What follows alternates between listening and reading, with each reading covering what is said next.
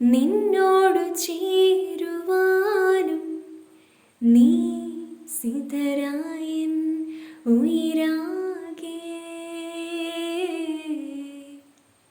കേൾക്കാതെ പോയതെന്തേ കടൽ കാറ്റുപോലെ തേങ്ങൽ, നീ തുണയായൻ വഴിയാകെ. നീ